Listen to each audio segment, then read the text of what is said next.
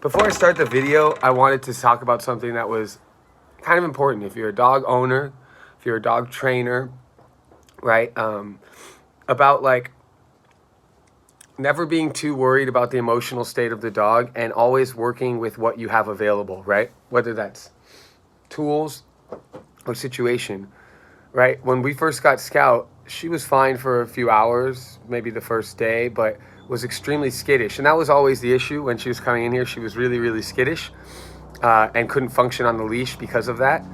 And so in the beginning, literally all I could get her to do was go in the kennel, then come to me, then go in the kennel, then come to me. So what we did is it's like, okay, we're going to work the dog, right? We're not going to not work the dog because it's like skittish or you know, or worried, right? Those are kind of like emotional states we don't have to worry about. Get the dog working and get them in the habit of like good things happen when you work with me and work with what you have. So we had the dog comfortable with going in the kennel, even though she was new to the kennel. It felt safe to her and she was comfortable coming to me. So obviously we're going to spend the next day like working on the here command, working on the kennel command and stringing those together. That's what we did in the beginning of this video. And that's what we're doing in this video, right? We're reinforcing and we're playing a game that we taught her in the beginning. This video probably took place a couple hours after doing that. But the point I'm trying to make is if you have a dog that won't function in certain ways, right?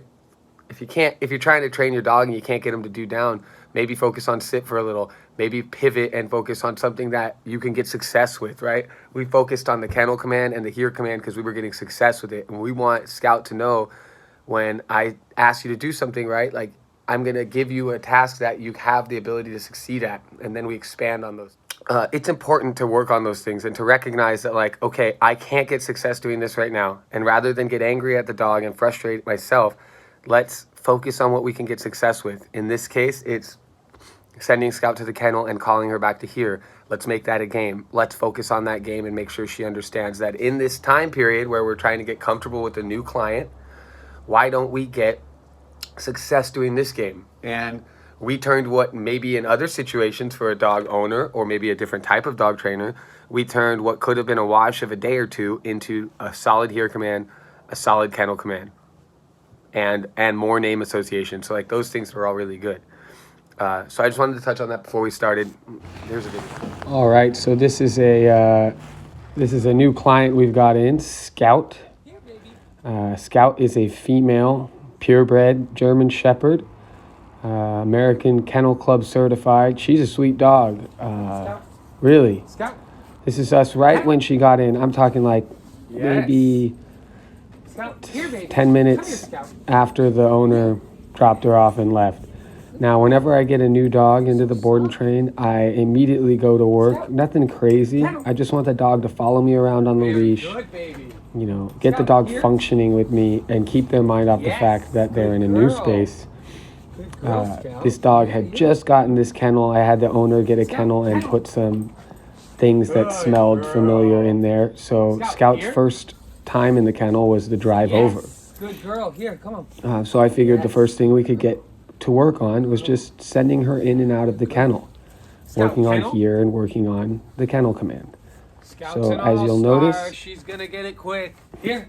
As you'll notice, it's really simple. I've got her on lead. I'm sending her out to the kennel, saying the command kennel, and I am calling her back. Kennel. So right there, it's kennel. Yes. Good girl. Good girl, baby. Scout, here. And we're calling her back. Here. Come on, Scout. Here.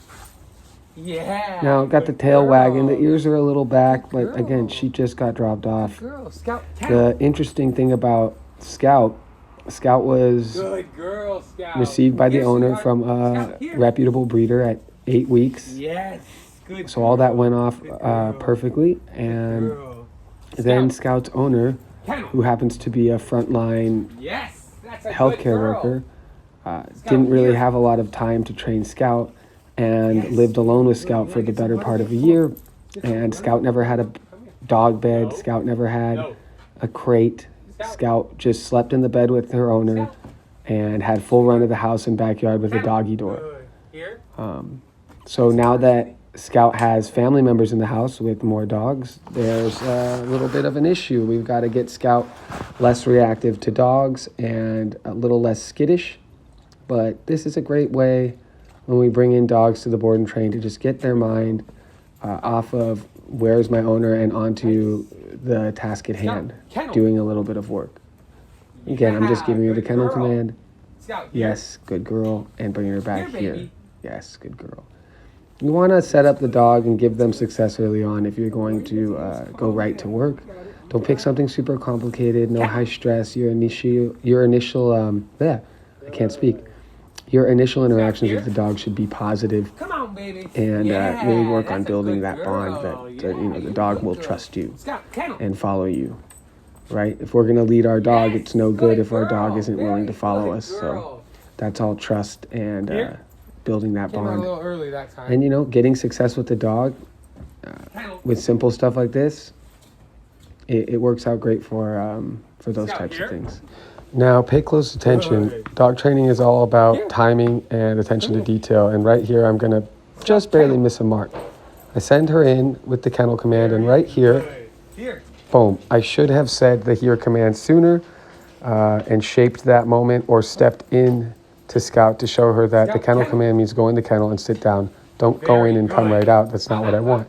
Here, I correct it. No. You see, I knew I made the mistake, but I corrected the second time. And I elected to reinforce the kennel command rather than shape in the here command. I don't want the dog rushing in and out of the kennel. That's not the way we want it to be done. That's unacceptable behavior, and you need to show the dog what's expected. Send the right message to the dog so that the dog understands what's expected of it.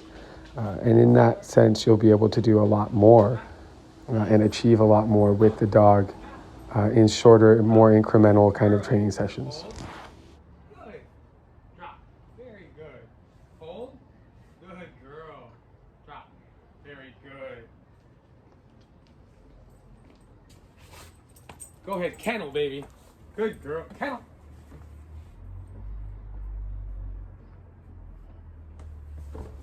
You did real good, sweetheart. That's real good work. Okay? You just relax for now, okay? I'll get you in a bit. That's very good job. You did a great job.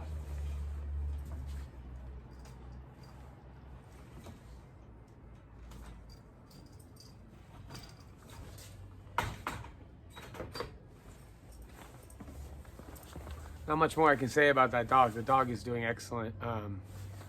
It's only going to get better. That's a purebred German Shepherd, American Kennel Club certified. And her name's Scout. She's about a year old.